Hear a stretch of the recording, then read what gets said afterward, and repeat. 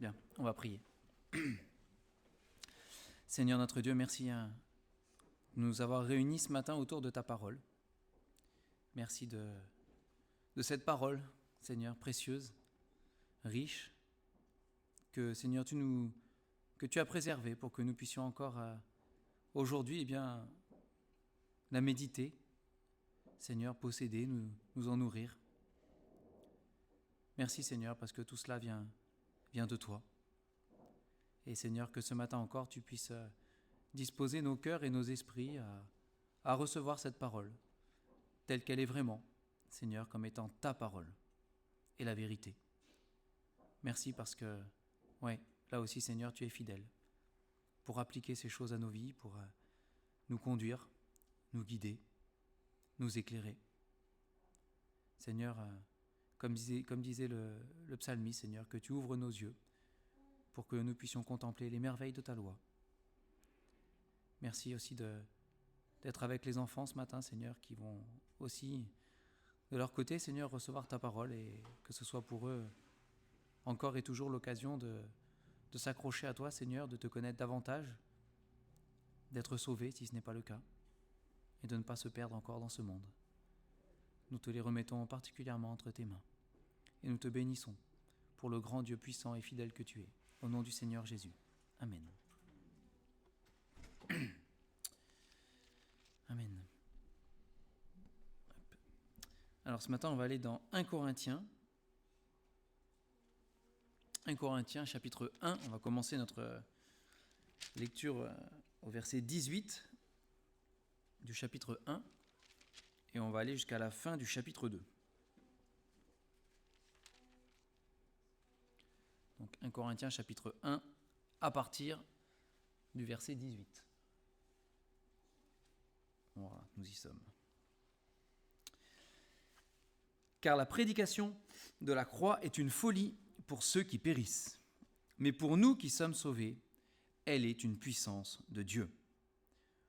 Aussi est-il écrit : je détruirai la sagesse des sages et je rendrai nulle l'intelligence des intelligents. Où est le sage ? Où est le scribe ? Où est le raisonneur de ce siècle ? Dieu n'a-t-il pas convaincu de folie la sagesse du monde ? Car puisque le monde, avec sa sagesse, n'a pas connu Dieu, il a plu à Dieu dans sa sagesse de sauver les croyants par la folie de la prédication. Les Juifs demandent des miracles et les Grecs cherchent la sagesse. Nous prêchons Christ crucifié, scandale pour les Juifs et folie pour les païens, mais puissance de Dieu et sagesse de Dieu pour ceux qui sont appelés tant juifs que grecs. Car la folie de Dieu est plus sage que les hommes, et la faiblesse de Dieu est plus forte que les hommes. Considérez, frères, que parmi vous, qui avez été appelés, il n'y a ni beaucoup de sages selon la chair, ni beaucoup de puissants, ni beaucoup de nobles. Mais Dieu a choisi les choses folles du monde pour confondre les sages. Dieu a choisi les choses faibles du monde pour confondre les fortes. Et Dieu a choisi les choses viles du monde et celles qu'on méprise, celles qui ne sont point, pour réduire à néant celles qui sont, afin que personne ne se glorifie devant Dieu.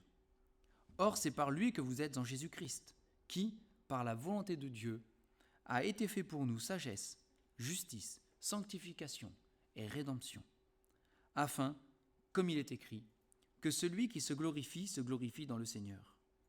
Pour moi, frères, lorsque je suis allé chez vous, ce n'est pas avec une supériorité de langage ou de sagesse que je suis allé vous annoncer le témoignage de Dieu. Car je n'ai pas eu la pensée de savoir parmi vous autre chose que Jésus-Christ et Jésus-Christ crucifié. Moi-même, j'étais auprès de vous dans un état de faiblesse, de crainte et de grand tremblement. Et ma parole et ma prédication ne reposaient pas sur les discours persuasifs de la sagesse, mais sur une démonstration d'esprit et de puissance, afin que votre foi soit fondée non sur la sagesse des hommes, mais sur la puissance de Dieu. Cependant, c'est une sagesse que nous prêchons parmi les parfaits, sagesse qui n'est pas de ce siècle, ni des chefs de ce siècle qui vont être réduits à l'impuissance. Nous prêchons la sagesse de Dieu, mystérieuse et cachée, que Dieu avant les siècles avait prédestinée pour notre gloire, sagesse qu'aucun des chefs de ce siècle n'a connue, car s'ils l'avaient connu, ils n'auraient pas crucifié le Seigneur de gloire. Mais comme il est écrit, ce sont des choses que l'œil n'a point vues, que l'oreille n'a point entendues, et qui ne sont point montées au cœur de l'homme, des choses que Dieu a préparées pour ceux qui l'aiment. Dieu nous les a révélées par l'Esprit. Car l'Esprit sonde tout, même les profondeurs de Dieu. Qui donc parmi les hommes connaît les choses de l'homme, si ce n'est l'Esprit de l'homme qui est en lui? De même, personne ne connaît les choses de Dieu, si ce n'est l'Esprit de Dieu. Or nous n'avons pas reçu l'Esprit du monde, mais l'Esprit qui vient de Dieu, afin que nous connaissions les choses que Dieu nous a données par sa grâce. Et nous en parlons, non avec des discours qu'enseigne la sagesse humaine, mais avec ceux qu'enseigne l'Esprit, employant un langage spirituel pour les choses spirituelles. Mais l'homme naturel n'accepte pas les choses de l'Esprit de Dieu, car elles sont une folie pour lui, et il ne peut les connaître, parce que c'est spirituellement qu'on en juge. L'homme spirituel, au contraire, juge de tout, et il n'est lui-même jugé par personne. Car qui a connu la pensée du Seigneur pour l'instruire? Or nous avons la pensée de Christ. L'apôtre Paul, à travers beaucoup de choses qu'il dit dans cette épître à Corinthe, ici, leur parle de sagesse et de folie. Il leur parle de raisonnement, de discours, de puissance, de faiblesse. Et il commence par leur rappeler, s'ils avaient besoin qu'on leur rappelle, qu'ils ont été sauvés par une prédication complètement folle. Que le message qui a été le message de leur salut est un message qui pour le monde est un message totalement soit scandaleux ou soit fou. Alors il divise le monde de l'époque en deux parties, les Juifs et les Grecs. C'est les Juifs qui, eux, demandent des miracles, n'est-ce pas? Et pour qui c'est un scandale de prêcher que le Messie a été crucifié, puisque pour eux, le Messie, c'était celui qui était le roi, qui règne, qui est glorieux et inconcevable qu'il soit crucifié. Et puis les Grecs, qui, eux, avaient l'habitude de grands penseurs, de grands raisonneurs, de grands philosophes aussi, et qui étaient tout le temps en train de rechercher une certaine sagesse sur les choses, et pour qui c'était totalement fou que de dire que celui qui sauve l'humanité est un homme qui est mort sur une croix. C'est de la folie pure.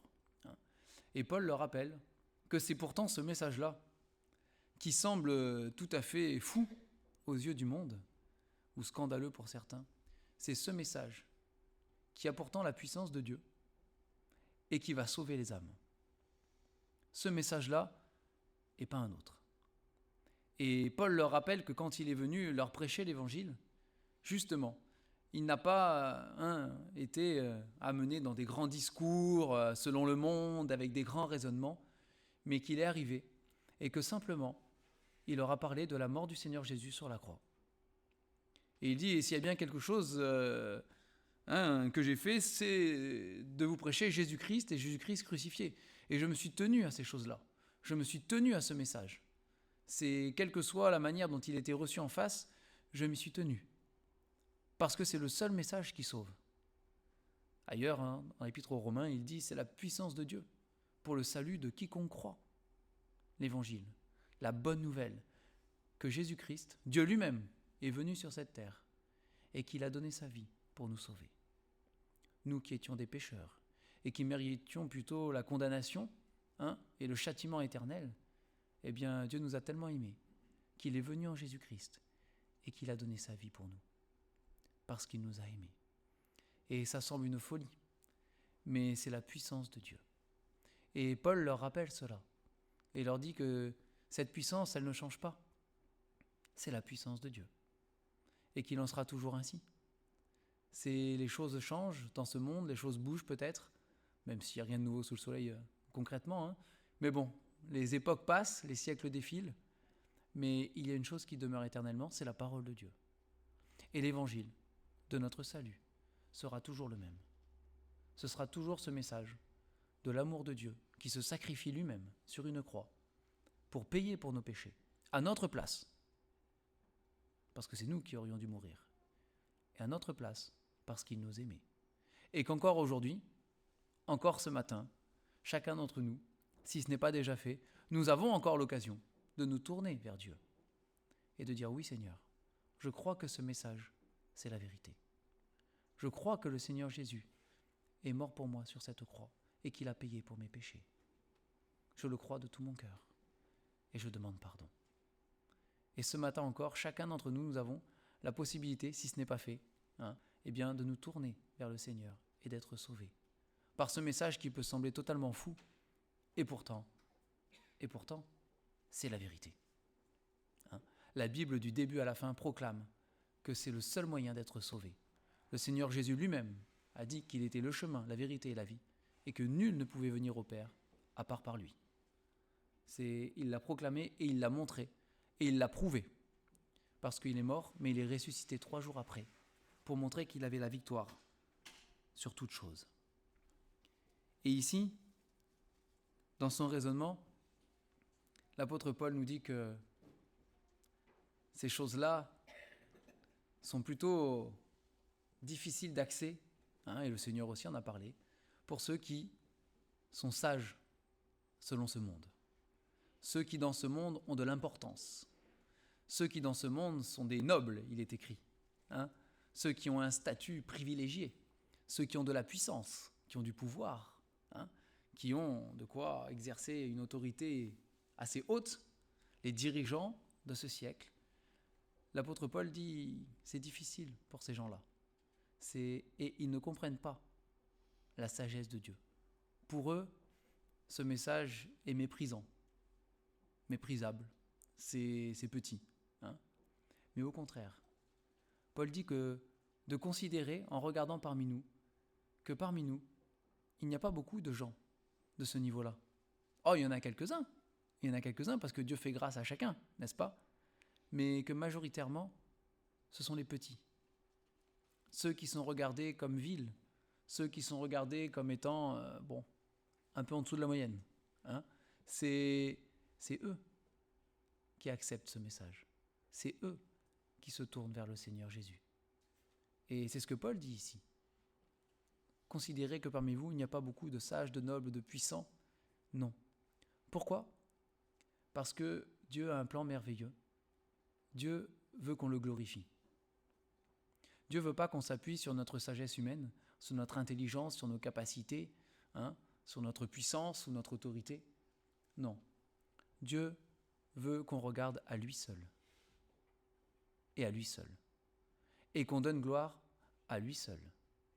Non pas à nous, il est dit, non pas à nous, Éternel, mais à ton nom seul, donne gloire. La gloire revient au Seigneur. Et en considérant que nous sommes petits, que nous sommes faibles, que nous sommes méprisables, nous rendons gloire à Dieu. Parce qu'il nous a sauvés. Parce qu'il nous a aimés alors que nous ne le méritions pas. C'est parce que nous sommes si faibles et si petits que on peut se demander quel intérêt pourquoi Dieu s'intéresserait à nous, quel intérêt Dieu trouve-t-il à me sauver? C'est pourquoi c'est de la folie, ça, justement. Ça peut paraître fou que Dieu s'intéresse à moi, à ma vie. Chacun d'entre nous, nous connaissons notre propre vie. Nous connaissons notre propre cœur, nous connaissons nos péchés, nous connaissons nos défauts, nos faiblesses, nos défaillances. Nous les connaissons. Et ici, il dit, verset 11, « Qui donc parmi les hommes connaît les choses de l'homme si ce n'est l'esprit de l'homme qui est en lui ?» C'est l'esprit de l'homme qui est en moi me connaît. Ou croit me connaître peut-être parfois, mais il me connaît. Je sais ce que je suis réellement. Il y a ce que les autres pensent que je suis, il y a l'apparence que l'on peut donner peut-être, mais il y a ce que moi je connais. C'est de moi-même. Et quand je regarde ce que je suis moi-même, je me dis que c'est de la folie. C'est de la folie que Dieu ait pensé à moi. C'est vrai, c'est fou. Et pourquoi ? Mais Dieu, la parole de Dieu nous le proclame, Dieu nous aime. Malgré tout. Au-delà de toute considération. Peu importe notre sagesse ou notre folie, peu importe nos manquements, peu importe, Dieu nous aime. De manière inconditionnelle. et de manière éternelle. C'est ce que nous dit la parole de Dieu. C'est Dieu nous aime d'un amour éternel, sans fin. Et alors, même si je suis petit et moins que rien, Dieu a mis en œuvre de toute éternité un plan merveilleux. Et par la prédication de la croix, par cette folie qu'est la prédication de la croix, il est venu me chercher pour me sauver.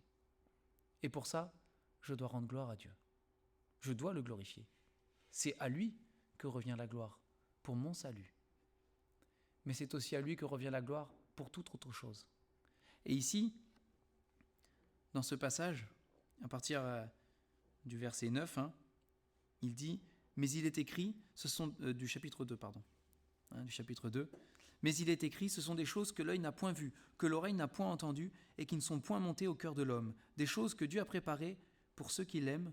Dieu nous les a révélées par l'Esprit, car l'Esprit sonde tout, même les profondeurs de Dieu. » Dieu a fait en sorte qu'en toute chose, la gloire lui revienne. Parce que déjà, cette œuvre du salut, ce plan du salut, ce n'est pas une œuvre qui vient de l'homme. Aucun homme, aucun œil n'a vu ces choses.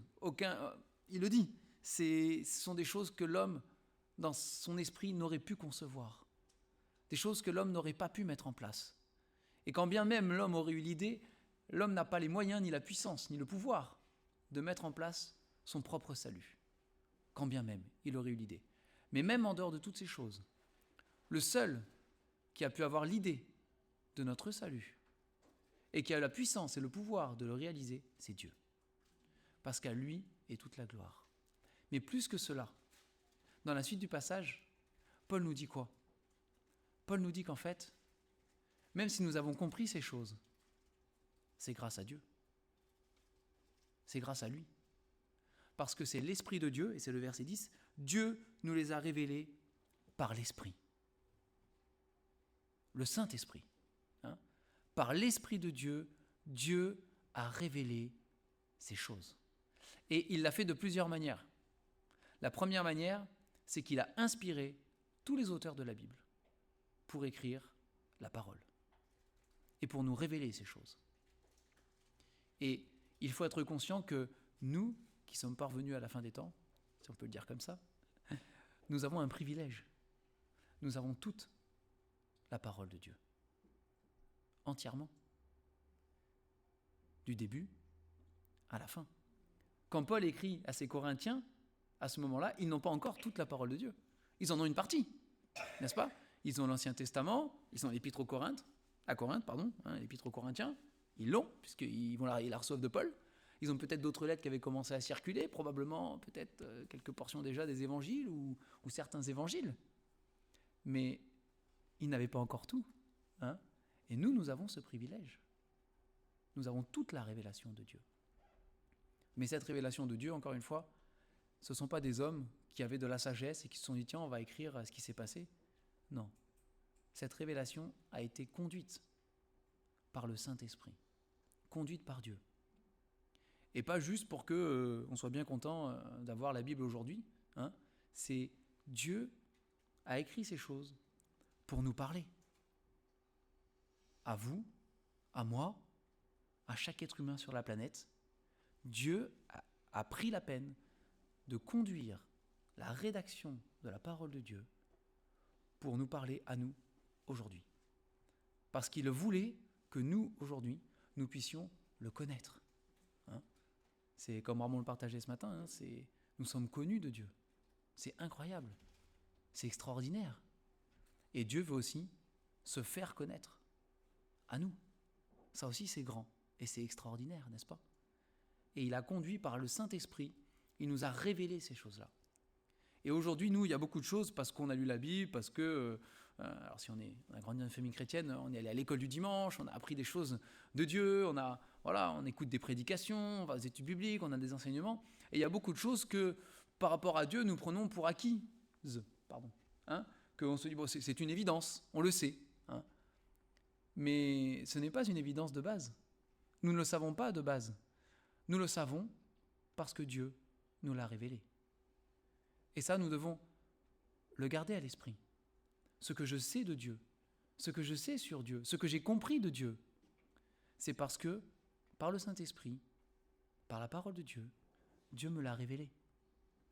C'est pas quelque chose, c'est pas un dû en fait, hein. C'est un privilège.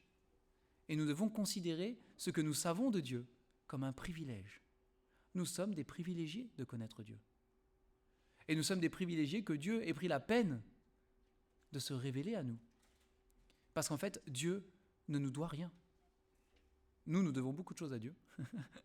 Mais Dieu ne nous doit rien. Il est le Créateur. Il est le Tout-Puissant. Dieu n'a pas besoin de nous. Dans l'absolu. C'est... Non, pas du tout. Hein? Pas du tout.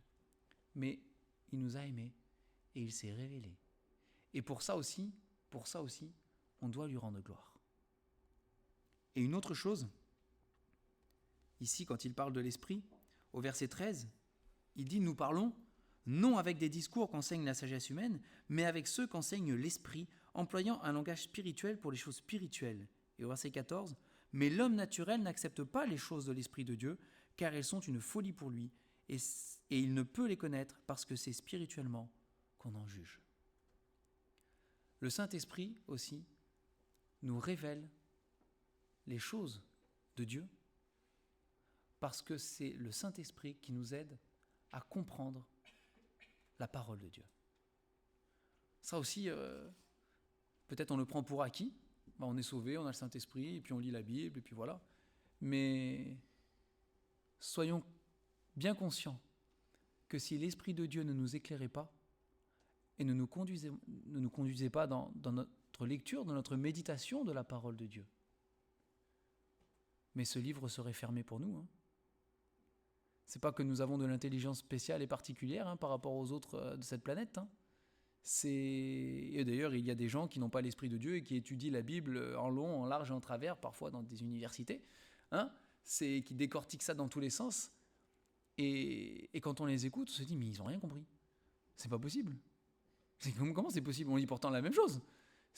On lit la même chose, ils disent des trucs, mais c'est absurde. C'est absurde. On se dit, mais ils n'ont pas lu le reste ou quoi? Oui, pour nous, c'est une évidence. Mais attention à ne pas juger trop vite. Nous avons l'Esprit de Dieu. Et nous l'oublions parfois.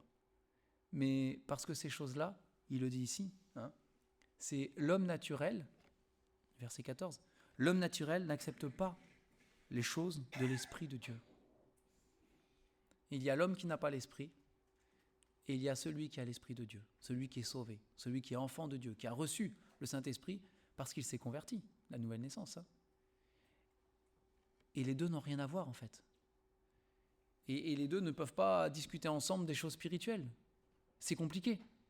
Parce que si on n'a pas l'Esprit de Dieu, nous ne pouvons pas comprendre ces choses-là. Et là encore, nous pouvons glorifier le Seigneur. Là encore, nous pouvons rendre gloire à Dieu, que par son Esprit, il nous rende capables de comprendre la Bible, de comprendre la révélation, d'être éclairés, de savoir, dans quel chemin on doit marcher, parce que la Bible nous donne des directions pour marcher. Et c'est une grâce, c'est un privilège que nous avons. Et nous devons glorifier Dieu pour cela. Parce qu'il y a tellement de gens sur cette planète qui n'ont pas l'Esprit de Dieu, qui ne marchent pas selon l'Esprit de Dieu, et qui sont perdus. Ils sont perdus, ils ne le savent pas.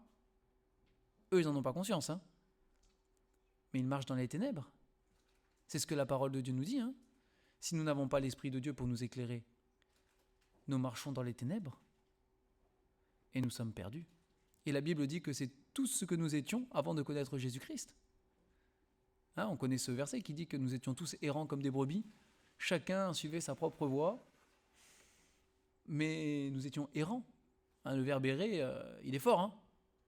Le verbe errer, c'est pas je fais une petite rando, et puis errer, c'est errer. Il n'y a pas de but à ma vie. C'est je vais à droite, et puis je vais à gauche, et puis je vais derrière, et puis je reviens, et puis j'avance, et puis c'est un animal errant. C'est qu'il va là, il trouve à manger à droite ou à gauche, et puis il fait comme il peut, mais il n'y a pas de but. Si ce n'est la survie peut-être, mais il n'y a pas de but. Et la Bible dit, c'est ce que nous étions. Nous étions errants, comme des brebis, qui n'ont pas de berger, qui n'ont pas de... Voilà, perdus. Et c'est un privilège que nous avons, nous, de connaître le bon berger. Et par l'Esprit de Dieu, de pouvoir comprendre la volonté de Dieu. C'est une grâce, hein. C'est une grâce immense. Et ça doit nous pousser à l'adoration. Ça doit nous pousser à la reconnaissance. Et ça doit nous pousser à rendre gloire à Dieu. Hein?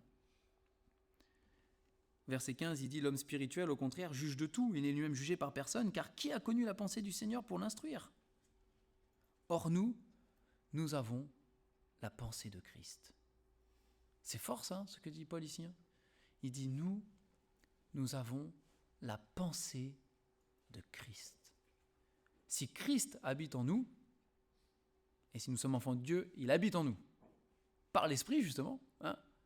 Si Christ habite en nous, il dit, nous avons la pensée de Christ. Ailleurs dans la parole, il est question de la pensée du monde. Hein. Il y en a qui marchent selon la pensée du monde, qui vivent selon la pensée du monde, qui sont conduits par la pensée du monde. Il dit, le privilège que nous avons, immense, il dit, nous avons la pensée de Christ. Christ lui-même, notre Sauveur, le Seigneur, le Créateur de toutes choses, est celui qui habite en nous et qui nous dirige. C'est sa pensée qui est en nous. Et c'est le Saint-Esprit, encore une fois, là, hein, c'est l'œuvre du Saint-Esprit, ça. Hein, c'est le Saint-Esprit qui vient parler à nos cœurs et nous révéler la pensée de Christ qui habite en nous. La direction que nous devons prendre chacun pour nos vies. Et la direction qu'on doit parfois prendre ensemble dans la vie commune que le Seigneur nous donne, hein, de vivre. C'est aussi. Mais toutes ces choses-là, ce n'est pas par la sagesse humaine. Et la sagesse humaine n'a rien à voir et rien à faire dans les choses de Dieu et dans les considérations de Dieu. Et quand on regarde dans la parole de Dieu, tous ces fameux héros de la foi, comme on les appelle, hein, prenons Abraham, Moïse, etc. Quand on regarde leur vie et les choix qu'ils ont faits, on se dit, mais c'est de la folie. Ils sont fous. Si on analyse ça avec de la sagesse humaine, on se dit, ces gens étaient fous. Hein, mettez-vous à la place d'Abraham. Quitte l'endroit où tu es, pars, et puis après je te montrerai où tu vas. C'est de la folie. Personne ne fait ça. Personne part sans savoir où il va aller. Ça n'existe pas, ça. Ce n'est pas possible. Hein, ce n'est pas possible. Monte sur la colline là-haut, sacrifie ton fils. Il y va. Il y va. Comment il y va? Bah oui, il y va. C'est de la folie. Et Moïse qui a été instruit dans toute la sagesse justement des Égyptiens, sagesse du monde. Hein, Moïse qui avait une position en Égypte dont beaucoup rêvaient, je pense. Hein, il devait créer beaucoup de jalousie. Hein, c'est une position tellement élevée, et pourtant, la Bible nous dit qu'il a préféré être associé à un peuple d'esclaves plutôt que de jouir pour un temps des richesses de l'Égypte et de tout ce que ça pouvait lui... Vous savez, Moïse, s'il était resté dans sa position, il n'aurait pas été pharaon. Ça, c'est dans les histoires qu'on invente autour, mais il n'aurait jamais été pharaon.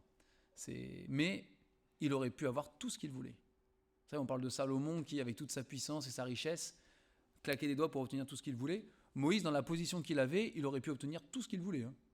Mais alors tout, hein, il aurait pu jouir de tous les plaisirs du monde. Hein, lui, alors là, il n'avait pas de restriction. Hein. Mais non. Et il a renoncé à tout ça. Pourquoi? Pour être assimilé à un peuple d'esclaves. C'est de la folie. C'est fou. Et puis, on pourrait parler de tous les autres, n'est-ce pas, hein, que vous connaissez aussi. Tous, aux yeux du monde, selon la sagesse de l'homme, tous sont complètement fous. Et pourtant, Dieu leur consacre des chapitres dans la Bible. À l'inverse, hein, Dieu les honore, Dieu les élève, Dieu les met en avant. Ils sont dans la liste de ses héros. Hein. Et au contraire, Dieu nous demande de prendre exemple sur eux, même. S'ils sont nommés, ils sont cités en exemple, en fait. Et Dieu nous dit, imitez leur foi. Alors, on ne doit pas tout imiter. Hein. Chacun a son chemin avec le Seigneur. Mais leur foi, Il dit, imitez leur foi. Elle est à imiter. Parce que la sagesse de l'homme n'a rien à faire dans toutes ces choses-là. Et dans la manière dont je vis ma vie, la sagesse de l'homme n'a rien à voir, c'est la sagesse de Dieu. Et ce qui peut sembler fou à certains, pour Dieu, parfois, est une sagesse. Et c'est ce qu'il dit ici. Et mieux que ça, par ces choix fous selon le monde que Dieu me demande de faire, on l'a lu ensemble, il est écrit que Dieu va confondre les sages de ce siècle. Il va les confondre.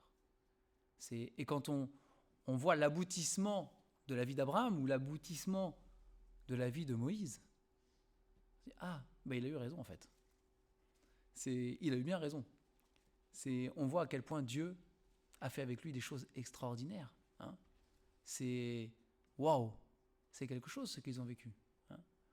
Et Dieu, il est dit, en employant les choses faibles que nous sommes, quand nous obéissons à sa volonté, bien sûr, en employant les choses faibles, en étant conduits par l'Esprit de Dieu, Dieu va nous utiliser pour fermer la bouche des sages de ce monde, des grands de ce monde, des puissants de ce monde, qui pensent qu'ils ont raison sur tout, et que il faut du pouvoir, il faut de l'argent, il faut tout ceci et tout cela, et que sans cela, nous ne sommes rien. C'est Dieu ferme la bouche. Dieu ferme la bouche. Et c'est fort, vous savez. Et ce sont des témoignages. C'est notre témoignage d'enfants de Dieu. Le témoignage que nous apportons aussi dans ce monde. Il y a le témoignage par la parole, quand nous partageons l'évangile, la prédication de la croix, il le dit, c'est une folie. Mais il y a aussi ce témoignage-là, de choix que nous faisons, quand nous nous laissons éclairer et conduire par le Seigneur. Et là, le monde voit. Le monde voit. Alors il fait peut-être la politique de l'autruche après, ça c'est chacun sa responsabilité, mais Dieu dit ici qu'il va confondre dans tous les cas. Il confondra les sages de ce siècle par la folie des croyants qui suivent le Seigneur et qui marchent avec lui. Alors, je vais conclure avec les versets 30 et 31 du chapitre 1 de 1 Corinthiens. Il dit « Or, c'est par lui que vous êtes en Jésus-Christ, qui, par la volonté de Dieu, a été fait pour nous sagesse, justice, sanctification et rédemption, afin, comme il est écrit, que celui qui se glorifie dans le Seigneur. » Tout ce que nous sommes, de bien et de bon, tout ce que nous avons, tout ce que nous possédons, toutes les capacités que nous avons, cette sagesse et tout le reste, tout cela ne vient que d'une seule personne, de Christ. C'est ce qu'il dit ici. Et c'est Christ qui, pour nous, a été fait toutes ces choses. La sagesse, c'est vrai, la justice, la sanctification, la rédemption. Tout cela, c'est Christ qui l'a été pour nous. Il a fallu qu'il passe par la croix pour cela. C'est ce que la Bible nous enseigne. Pour qu'il le soit pour nous, parce qu'il l'était déjà en lui-même, mais pour qu'il le soit pour nous, il a fallu la croix. C'était le plan. Il le fallait. La folie de la croix. Mais c'est lui qui a été toutes ces choses pour nous et qui l'est encore aujourd'hui. Et si nous sommes en Christ, nous sommes tous cela. Mais uniquement par Christ. Pas par nous-mêmes. Pas par l'intelligence des hommes. Pas par tout le reste qu'on peut trouver autour. C'est uniquement par Christ. Parce qu'il est tout. Et ça, la Bible aussi nous le répète du début à la fin. C'est Christ est tout. Il est tout. Il est tout ce qui est suffisant pour nos vies. Il est tout ce qui est important et précieux pour nos vies. Il est au-dessus de toute chose. Il est en toute chose. La Bible dit qu'il soutient toute chose aussi. Sans lui, le château de cartes de notre univers entier s'écroulerait. C'est écrit, il soutient toute chose par sa parole toute puissante. C'est Christ qui soutient toute chose. Et il est tout. Absolument tout. Et il devrait être tout. Le tout de ma vie aussi. C'est afin, comme il est écrit, que celui qui se glorifie dans le Seigneur. Alors si on a sujet de se glorifier de quoi que ce soit, eh bien, qu'on rende la gloire à Dieu.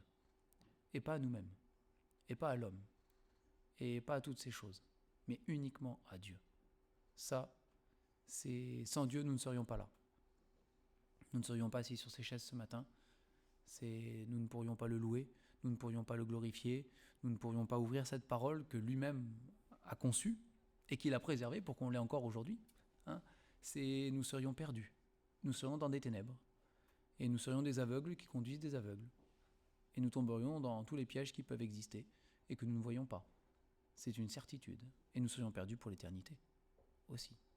Donc, rendons gloire à Dieu, vraiment, glorifions notre Dieu pour tout ce qu'il fait pour nous, et pour la grâce et le privilège que nous avons de le connaître, et de pouvoir marcher à la lumière de la parole de Dieu, grâce à la parole et grâce à l'Esprit qui nous a laissé aussi.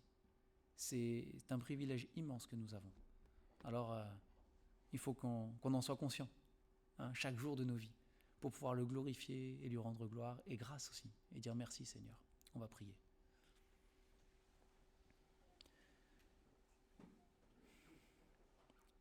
Seigneur, ce matin, nous voulons encore te dire merci.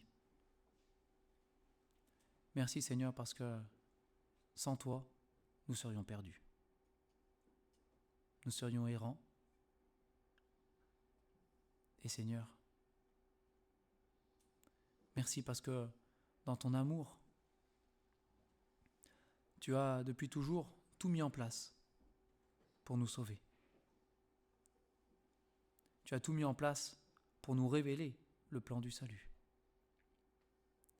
Tu as tout mis en place pour nous révéler à notre propre cœur ce que nous sommes vraiment et notre besoin d'être sauvés. Tu as tout mis en place pour que par ton esprit, Seigneur, tu puisses nous convaincre de péché, de justice, de jugement. Tu as tout mis en place pour que, par l'Esprit de Dieu, nous puissions comprendre l'œuvre de la croix.